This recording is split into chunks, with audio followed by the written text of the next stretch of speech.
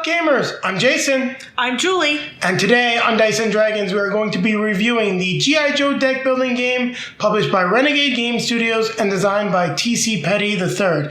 Now, he also designed the upcoming expansion for the Power Rangers deck building game, Zeo. So if you like this, maybe I'll enjoy the newer Power Rangers expansion. I am eager to find out. Now, I'm going to toss it over to Julie, who will tell you more about this game in particular. So this is a cooperative deck builder game that is intended for ages 13 and above. It plays 1 to 4 players. Now the box says 30 to 70 minutes. Sorry, 30 to 70 minutes. I know the 70 minutes is a little odd there.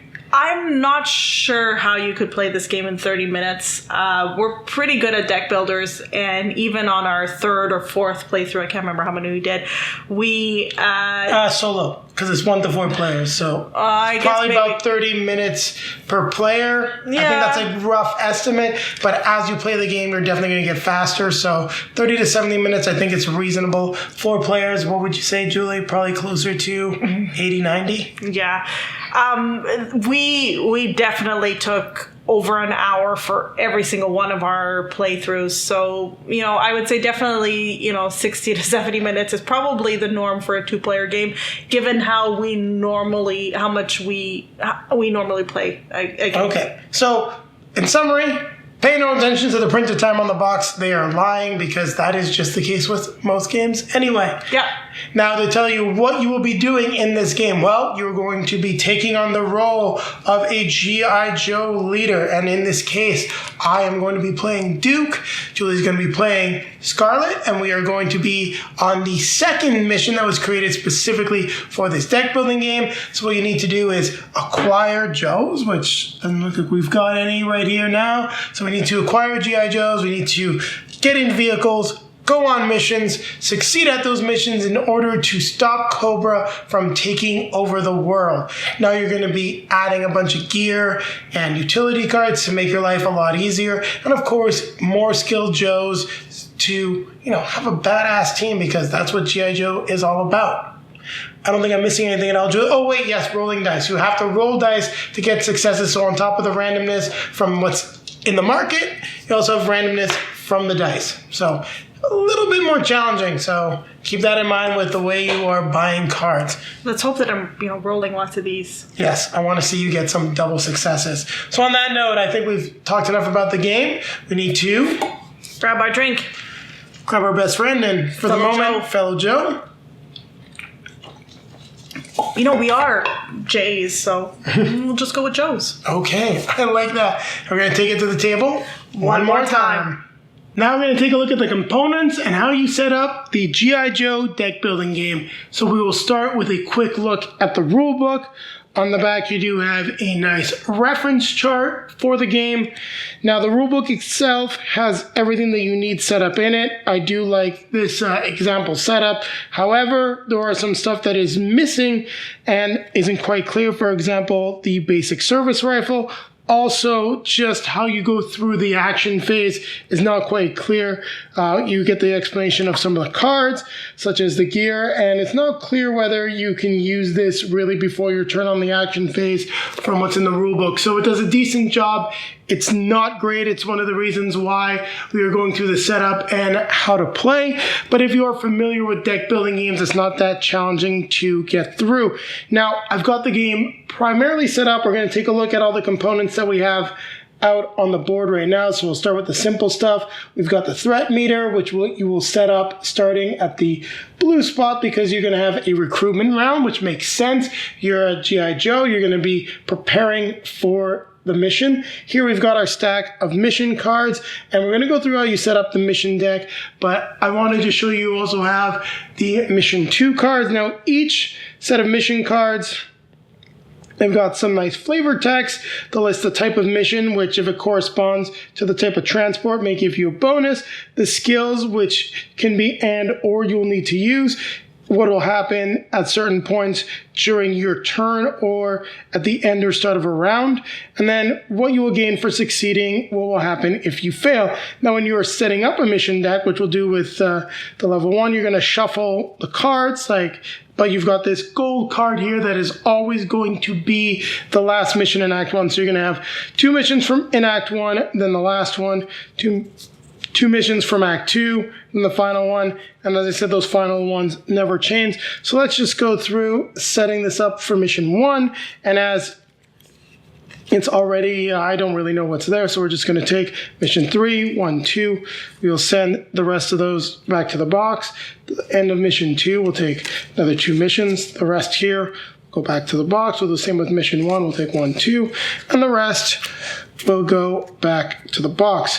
So here we've got our mission stack set up. We've got an extra threat token, the Cobra symbol here, these hit tokens which may go on the threat track depending on the mission, and we'll just mark a specific point. Then you've got failed missions and successful mission tokens. Because it's a little cramped on camera, I'm not sure I'll be able to have a stack for each of them. We do have our stack of Cobra agents here, so Destro, Cobra Commander, Dr. Mindbender, the Baroness, and they all have nasty abilities that'll come into play. Some are easier to defeat than others potentially. For example, you can use explosives and martial arts on Destro. Dr. Mindbender, you can only use tech. Baroness, it's stealth and tracker, but Zartan, who's really difficult, it's tracker or recon. So you get the idea as to how challenging it'll be to defeat the Cobra officers. Here we've got a stack of expert mode cards, which I'm going to actually remove. We're not going to be playing in expert mode, but you can include these into the game. The instructions are in the rulebook to make it harder. You've got your end of round token, which just reminds you what you need to do when you end the round. So threat will always be going up at the end of the turn, but when you're in green here, you also have to apply the end of round effect. So don't forget, threat will go up by 2. We've got the basic service rifles that are always available for you to purchase, something that isn't clear in the rule book. We've got the Cobra battalions, which are side missions that may come into play and prevent you from acquiring a card in the main row. You're going to have to defeat them to do that, and they take anyone's skill. So as you can see, players cannot interact with covered cards. You've got the Cobra Troopers, which are like wounds that will go into your own player deck, and then they will come out and you will have to either defeat them or they will continue to cycle through your deck and just clog it up. Now, the types of cards that are available to you to acquire are different Joes. As you can see here, we've got Ripcord, Cutter, Deep 6. You can acquire other transports. You will have one that starts in the hangar. You can also get some pretty cool utility cards. And you've got gear cards, which you'll be able to use as well. Now, this ability you can use at any time during your turn on the action phase. Like I said, it wasn't quite clear from the rulebook. If they've got this little symbol here, and I'll pick it up. I'm not sure if the camera's going to focus in the way I want to, but there's this little M mission symbol in the corner, meaning that ability can only be used when you are on a mission. So the hangar is where all of your vehicles are going to be stored, and you will load your Joes into the vehicle by, putting them in there and then sending them off to your different missions. Now the Vamp is always available for your missions. If you do happen to use one, for example, like the Sky Striker, it's going to go into your discard pile and will come back into the hangar once you redraw it. And that'll be the player that used it. And like I was mentioning earlier, you want to try to match the mission type with the different transports, or try to take advantage of these extra skills or maybe the wild skills to defeat either a Cobra officer or a specific mission. I just realized I stack them on top of the threat meter. Now we've got the dice, and they have a 50% fail rate, just to be clear. So there's 3 zeros, 2 hits, and 1 double hit. We've got the turn sequence card that goes over how you do a round, as well as the instructions as to how to go through a mission. So we've seen a little bit of what you get in the main deck. We'll just take a look at some of the other cards. She's actually not supposed to be in here, but this actually works fairly well. This was accidentally placed at the bottom. So each player will have one of the starting cards. There are 6 starting Joe leaders. You can tell by the fact that they can be promoted by paying the recruitment cost. So Scarlet, for example, can be upgraded as a leader. You can see some of the other cards. One of Julie and I's favorites here, Knowing is Half the Battle. You've got the Halo Jump. You've got the AWE Striker. Lightfoot, who's got 3 in explosives. Cobra Trooper was hiding in the main deck. That's never going to happen. They'll only go into your deck. We've got Leatherneck, the APC, which can carry up to 8 Joes. Great for taking out some final missions. CoverGirl, who's got explosives and tech and 3 recruitment power. So you get the idea as to the type of cards that are in here. We're not going to go through every single one of them. But as you can see, you got a lot of the fan favorite characters are included. So let's take a look at sort of our starting deck. So you've got your Joe leader. You take their promoted version and you will set it aside. You start with your leader, 6 starting GI Joes, which have automatically 1 wild skill. Your leader will have 2 of a specific skill. You have the comms card, which will let you discard something from the main row, or lets a teammate draw 3 cards, because when you team up to help out other players in a mission, you can actually run out of cards. You've got Diffuse, which will let you lower threat, and then Second Effort, which will let you reroll 1 die. So we've almost taken a look at everything. We've done the setup here. We just need to take a look and set up the complication decks. So there are a lot of complication cards, but don't worry, they're not all in play. There's a little symbol on the corner here for each one. Notice that they also have a mission type. Now, side missions can only be taken on by the player they're assigned to. So when you're getting everything ready, you're going to set aside these starting 10, which are marked Act 1, you're going to shuffle them up and make the complication deck, which we'll do in a second. But these level 2 and 3 ones are typically placed face up nearby. You're going to shuffle them when you get to Act 2. Then again, when you get to Act 3, I'm going to just set them off to the side for the moment. They'll be off cameras, they're not going to be needed. So quite simply, we're going to shuffle up the cards, making up this 10-card complication deck. And as it fits nicely right there, we'll put it there and in play. Now, I'll be playing with 2 hands, as Julie and I only play 2-player games. So I will have Scarlet, who was Julie's favorite, and for myself, I'll be taking on the role of Duke. So it's set up. As you can see, we got the 6 market cards. Everything is there. We've got this reserve here, which is only for solo and cooperative play, where you can essentially carry over a card to another turn, but you can't use it on the turn that you place it into the reserve. And like I said, with the Vamp, it will always be available, can carry a maximum of 4 people. You know, as a Sky Striker, can carry a maximum of 2. So these other transports are very situational, but they can be quite useful. Deep 6, you'll notice, if he's on a boat, we'll get +2 wild skill. So I've gone over a little bit about the cards. You've seen everything that really comes with the game. So let's now teach you how to play.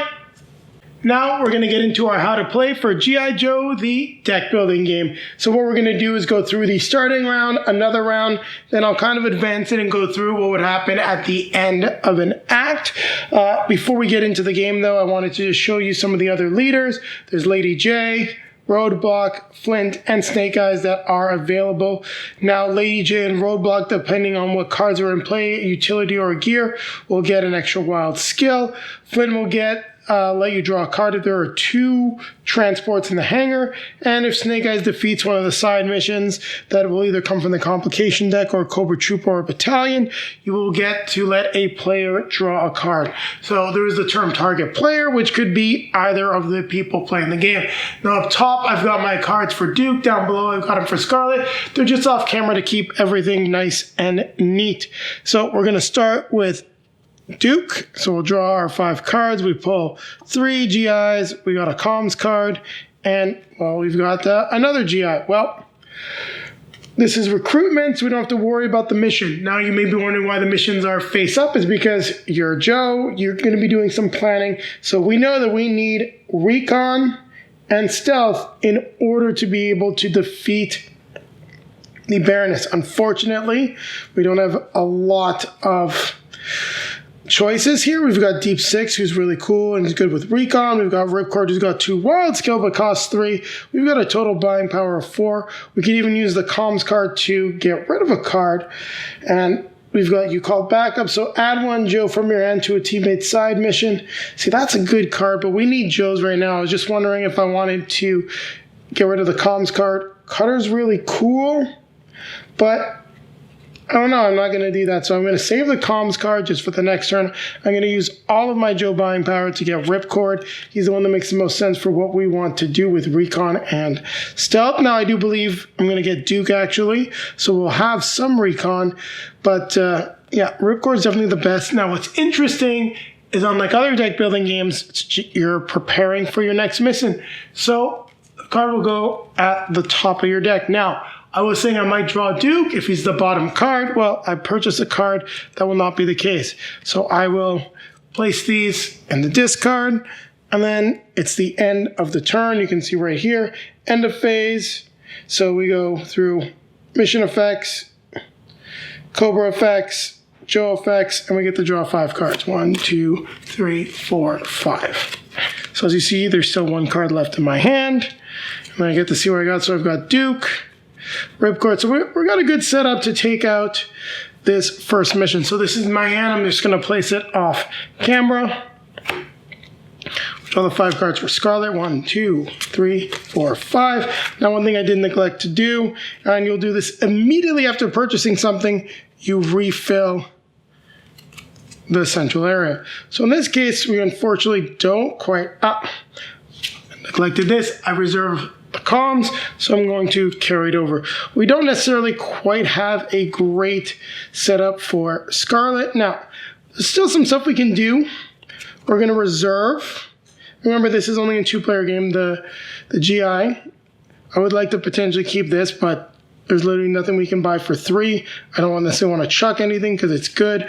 I'll spend 2 just to add the basic rifle to my deck. Going to increase my purchasing power with this Joe for the next turn. So those go into the discard, which I just did off camera. We draw 1, 2, 3, 4, 5, and add this to my hand, and we'll get to see who we've got. So we got Scarlet with martial arts. She can let you discard a card. So pretty cool stuff. We are in good shape.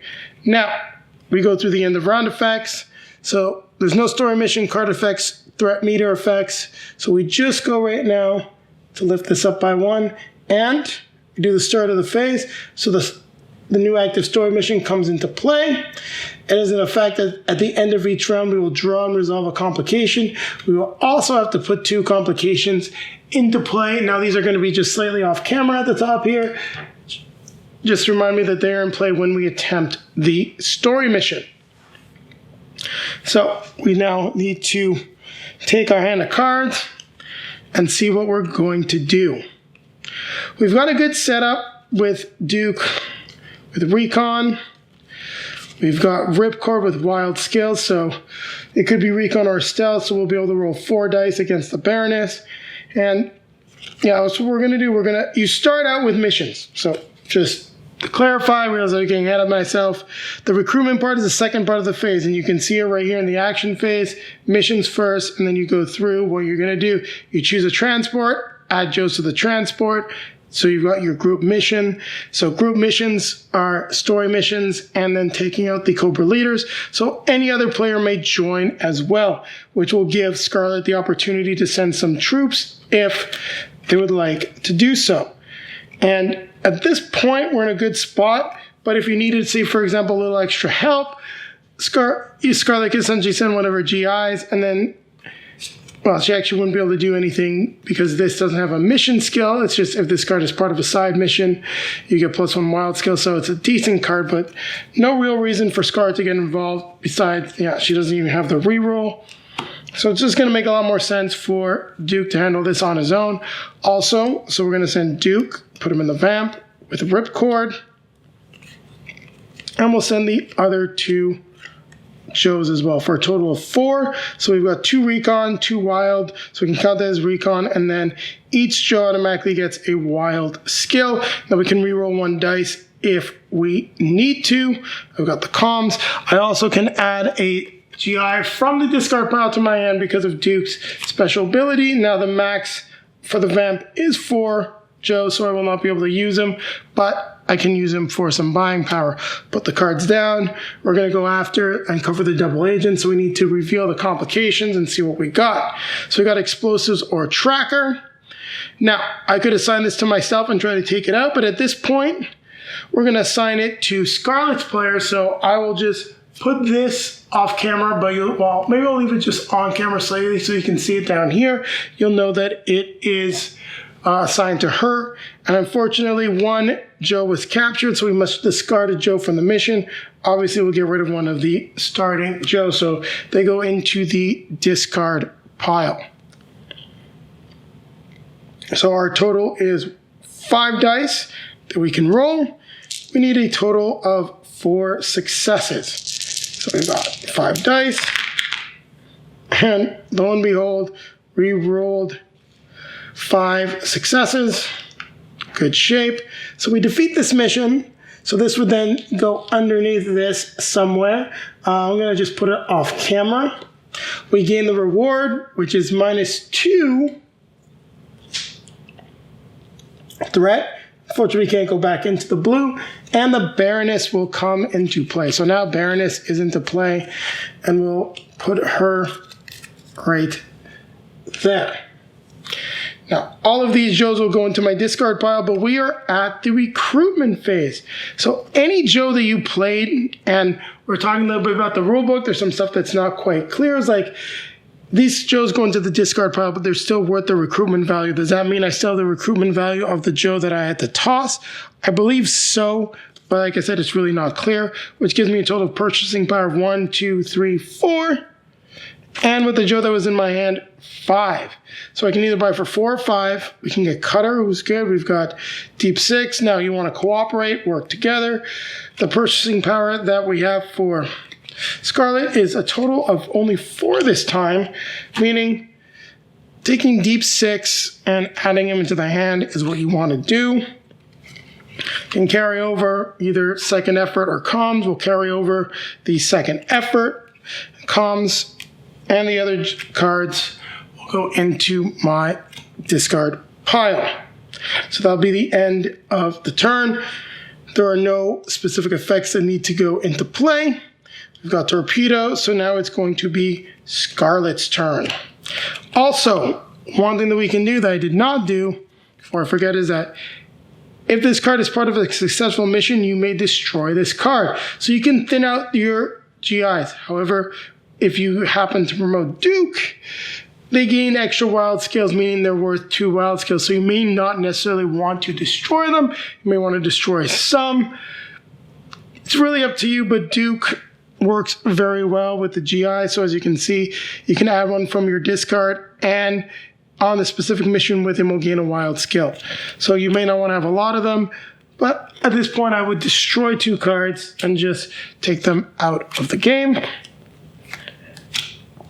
Now I'm going to need to reshuffle, and I'll do that actually afterwards and draw another hand of cards, just because we'll do it off camera, because I already have my starting 2 that I'm going to be going with. So we're going to play as Scarlet now, and we've got Baroness, and you know what, we really want to get rid of her. So let's see what we can do. So we're going to, actually, you know what, we're going to actually have to reshuffle, because I may want to send someone else, because this is a group mission. So Scarlet's going to lead this, and we have this side mission to take care of. So I will reshuffle Duke's cards. So I just have to shuffle my deck here and add another 3 to my starting cards. 2, 3. So Duke's hand right now,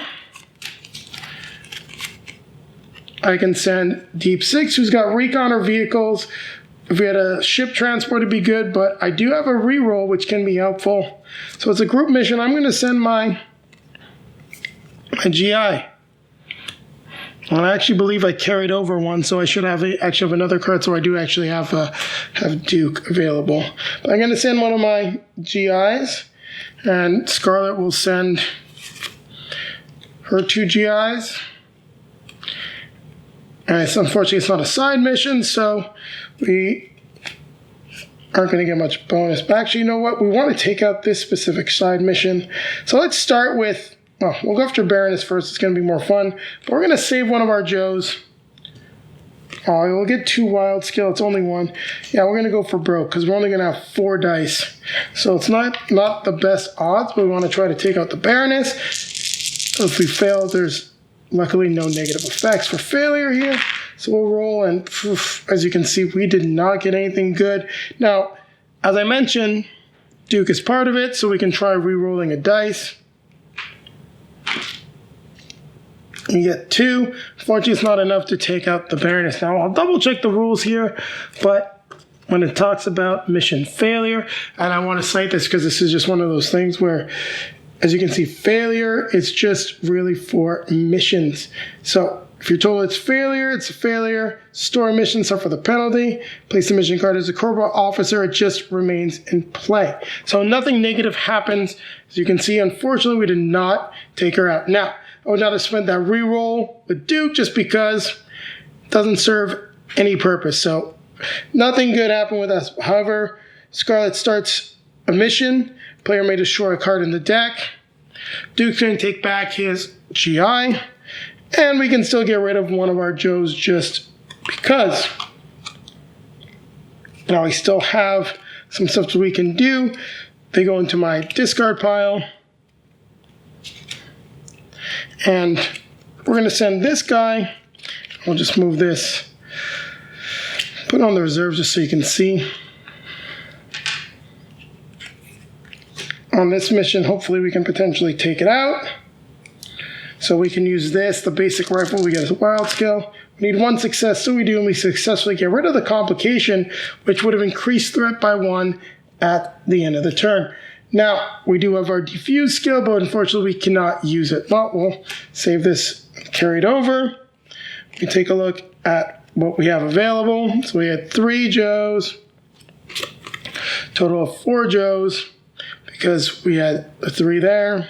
Actually, no, I think we only had I got myself confused by touching all the cards, so you can feel free to correct me, but I believe we had a total of 4, well, actually, no, we did have the 3 Joes, but we also had the service rifle. Sorry, I got myself confused.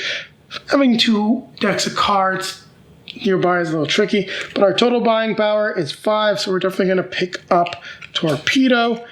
Everyone goes in the discard pile, and then we go through the end of round. So there's no story mission effects. There's no card effects that need to be resolved. We still have Baroness in play. We'll just move her a little bit up off camera here. So we're going to move the threat up by 1, 2.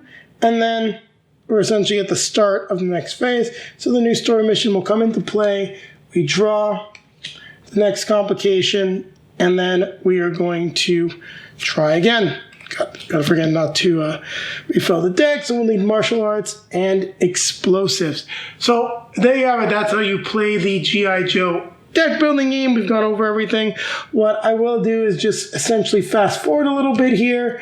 We're going to have pile of complication cards. We'll pretend that we are now just completing this. What you're then going to do, if you complete the act, once you complete the act, you take the discarded complication cards. You take the complication cards that are available. You take a look at what you have face up. You grab all of the number 2 act complication cards. You will shuffle them together to make the new deck. And play will continue on from that point. Now, we didn't get a chance to really take a look at sort of like the Sky Striker and the utility card. So Sky Striker, for example, if you have it, it'll go in your discard pile. And then when you're drawing cards, if you happen to pull the Sky Striker, on top of your deck, goes back into the hanger. So different utility cards, a detonator. This means one player can destroy 1 card in their discard pile. Great way to get rid of Cobra Troopers. On your turn, target player can either be you or another player that is on your team. So there you have it. I think we've really covered the basics of the game. You know how to play. So keep it right here, and Julie and I are going to be coming back at you with our review of the game.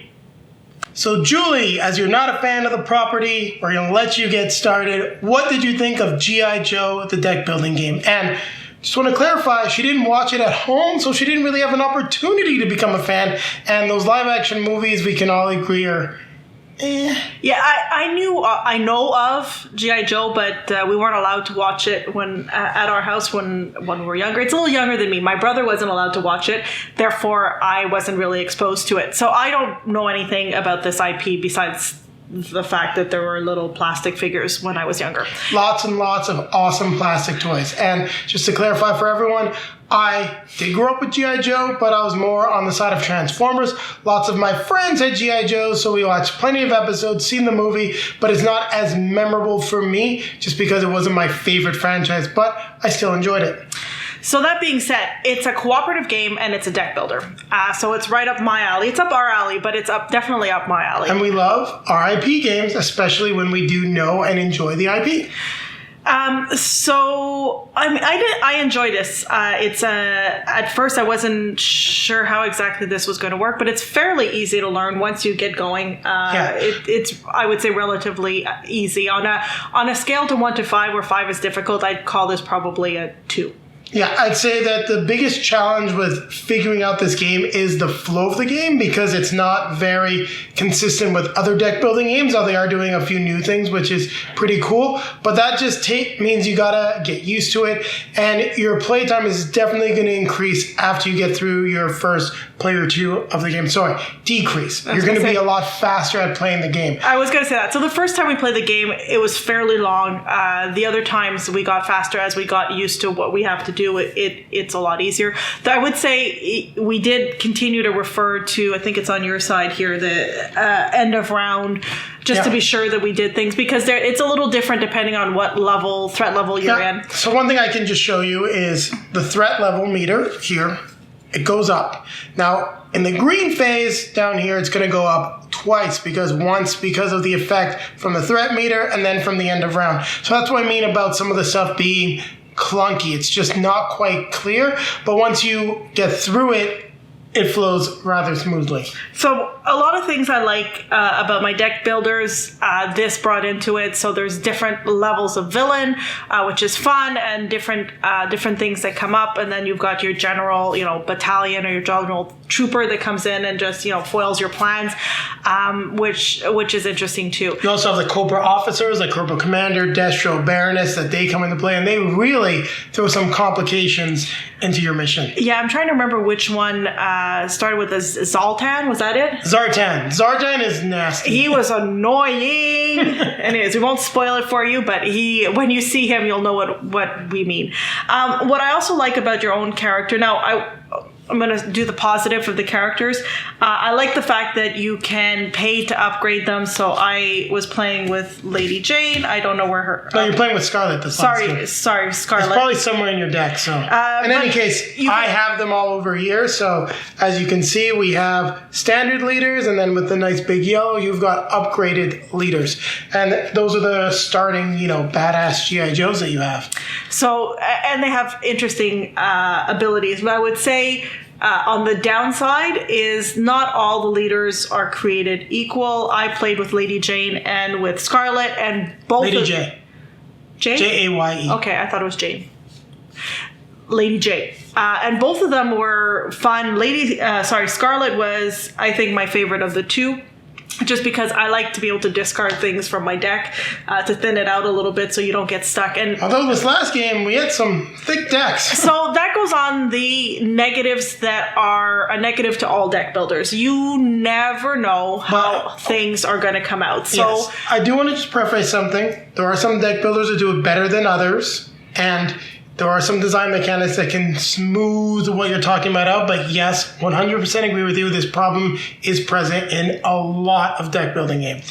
So what happened to us this last game, so the first 2 or 3 games that we played, we were getting a good mix of utility cards, vehicle. Actually, we didn't get a lot of vehicles in our first game. I think they came out at the end. Yeah, and that's one of the cool elements that we have to make sure we talk about before we finish off the review. The last game we played, we weren't getting any of the Joes out. It took a long time to get Joes out, and you need the Joes to be able to fight the villains.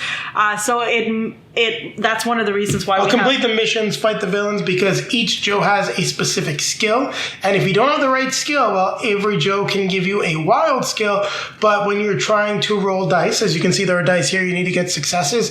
If you need to get 4 successes and you only have 4 Joes with a 50% success rate on each die, it's going to be very challenging. So we spent a lot of time in the early rounds buying utilities and gears and vehicles and to try to help us lack of having Joes. So it's a little harder to discard gear and utilities because they are useful, which is why we kept them, at least that's why I kept it in my hand, even though Scarlet allows you to discard a card every time she starts a mission.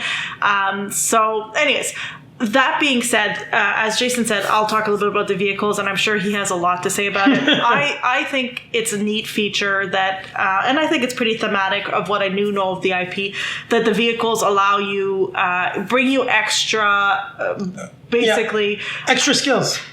Yeah, extra skills towards the mission that you're trying. So, I mean, if you look at here, Killer Whale, it gives you an extra 2 marksmen, and it's a ship. So if you have a mission that requires a ship, then this one has a special ability that allows each player on the mission to reveal the top card of their deck and add it to the mission if it's applicable.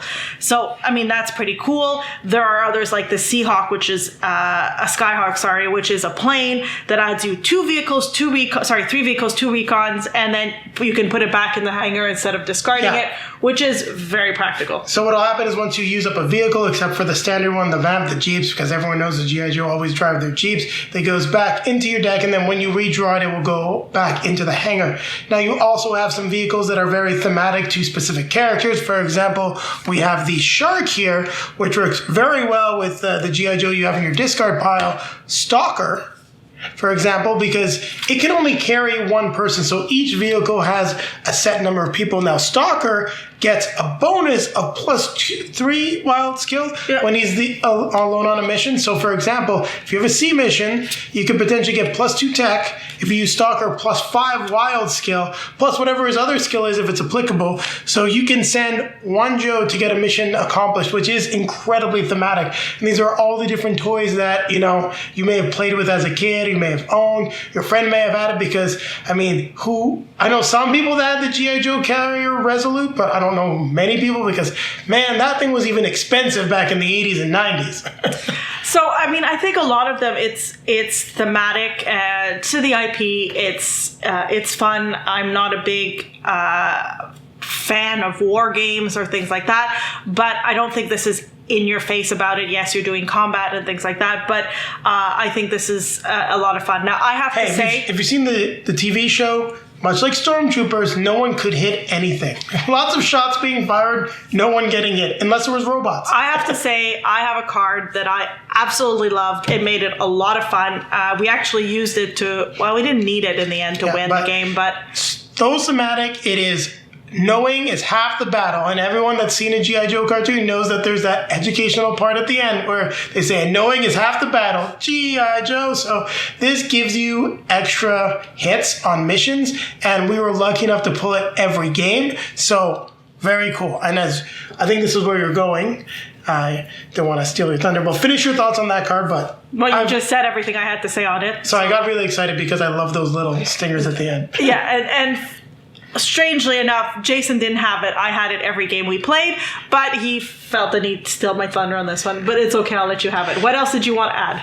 Well, like a lot of deck builders, and I think it's actually more apparent in this one than others, is that cards are not created equal. I don't think the leaders are created equal. As you mentioned, some skills are more useful than others. I think Scarlet and Duke have far more useful skills than the other leaders, especially if you're playing a 2-player game. If you're at higher player counts, I feel that everything's going to balance out based on the fact that during each round you only have 1 story mission that you have to accomplish, meaning that with 4 players, you're going to be going through stuff, but you're going to be able to be like, okay, we can each send a Joe, we can do this, we can do that. And then depending on your player counts, things will get more difficult. I mean, we've got the reserve tile here because we were able to carry a card over just to make things a little easier. And I have to say, I did not find this game to be the most difficult. Now, we definitely did have more challenges playing the second mission where the threat got rather high, almost up into the red, but we play a lot of cooperative deck building games, and this is nowhere near the difficulty of something like an Aeon's End. So for us, once we got the flow of it down, we were able to manage everything. I'd say it definitely falls around the medium tier of deck builders, but that's at 2 players. And I can definitely see how this game could potentially scale and become a lot more difficult if you have, certain characters or complications in play that's like at the end of every player's turn, add a Cobra battalion, because if this fills up with Cobra battalions, guess what? You lose. Well, So we had a couple times where it got pretty dicey there. We weren't necessarily in the red zone, but there was Cobra battalions, I think, on 4 of the 6 cards. no, so you can see what I'm saying. When there's 4 players, you probably would have that be an even bigger problem. I think it's probably a little bit easier at the lower player counts, especially if you get cards like knowing is half the battle. I mean, we still have about, I don't know, maybe like 20 or 30 cards left, and we still managed to pull that one almost every time. And it made a big difference in terms of getting to the end because, man, we failed a few story missions at the start, and I thought we were in a lot of trouble. Mm-hmm. And when you fail missions, you get negative consequences, and you have to chuck the mission so you don't get like another shot at it unless it's the end of the act where you'll be adding more difficult complications into it. Yeah, so this deck builder, you're also rolling dice for success, and so the beginning of this last game that we played, the cards were against us and the dice were against us. We were rolling junk, rolling 8 dice and getting 1 success. That's not the way we normally roll dice. But in any case, no. The last thing I want to just say is. Sorry. Go ahead. The last thing I want to say before, because I think we're going to wrap this up, is I find that the utility cards, the way that they work, are great. The gear feels very thematic. Some of it feels a little updated. Things like the drone that were clearly like, I don't think was in the original G.I. Joe. But the way that you're interacting with the game is very much like the IP. And this is tripping in theme. If you're a G.I. Joe fan and you like working together to save the day, well then I think you're going to have a lot of fun with this game.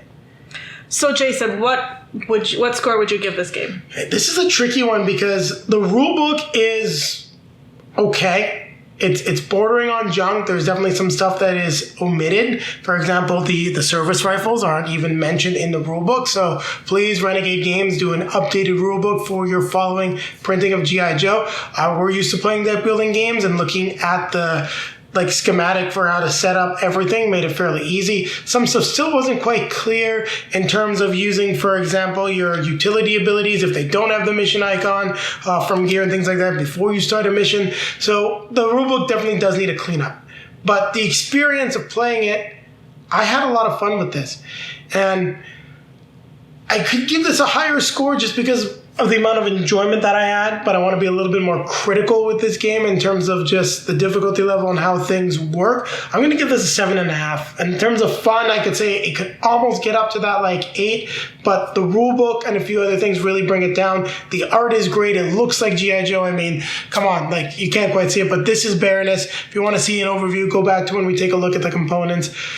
They did a really good job, and I think a better rulebook and a few other things may have got this up to an 8 for me, but it's a 7.5. It's a solid game and belongs in any G.I. Joe fans collection if you like playing deck building games. I'm going to say from a non-G.I. Joe fan perspective, I think this is still a fun game. You don't have to be a fan of the IP to enjoy it. If you like deck builders, this is a nice addition to a collection. I'm going to agree with you. It's a 7.5. I, as you guys know, don't read the rule book. I don't have to. That's Jason's job. When he was explaining the game at the beginning, he had also prefaced it by saying he'd had a conversation with somebody who said that the game was fun, but that the rule book wasn't great.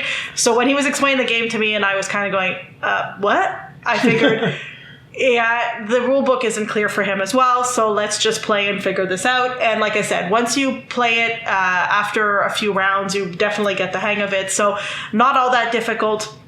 I like that sometimes. I like the fact that it's not necessarily a complicated game, that you're just playing it to have fun. So for me, that definitely makes it a 7.5. Could it have been an 8? Yeah, there's nothing really that makes it shoot out to be, a star in the sense that I haven't played anything like this before. I definitely think it's lots of fun. There's lots of stuff that are positive about it. It is not the most innovative game, but it is fun. No, there's a few small innovations to deck builders, and I mean, we like deck building games, so having those few differences means it has a space in the collection. Don't think this is going to go anywhere anytime soon. They're going to be adding some content to this, hopefully, and yeah, we'll be keeping on playing this one. I don't think anyone has to worry about not seeing this in the future on the channel again if there is an expansion. So on that note, I'm going to remind everybody to like, comment, subscribe, and hit the bell to be notified when we have some new content for you. And take a look down below in the video description. You'll find links to all of our social media feeds, Facebook, Twitter, Instagram. If you'd like to see pictures of Julie and I playing the G.I. Joe deck building game, there are plenty on those feeds, even an awesome one where we had a credible G.I. Joe moment where we loaded up 8 Joes in the APC to save the day. So lots of cool stuff like that does happen in the game. There's also a link down there to multizone.ca, great Canadian game store. Click that link, you'll get 10% off your next purchase. And it's a great way to support the channel. A portion of that purchase is returned to us. And then popping up in front of us are going to be links to some of our previously released videos. In front of me will be our most recent release. And in front of Julie, we'll take you back to one of our reviews and how to plays of another one of Renegade's deck building games, because there's quite a few of them. There's Power Rangers, there's Power Rangers Zeo, the expansion, and standalone, and even Transformers. So we'll be covering all that stuff eventually. We've played Power Rangers already, though. So on that note, it is now time to grab our drink, grab our best friend. Gonna keep playing games. Keep playing games, and I'm very curious what they're going to be adding to this one.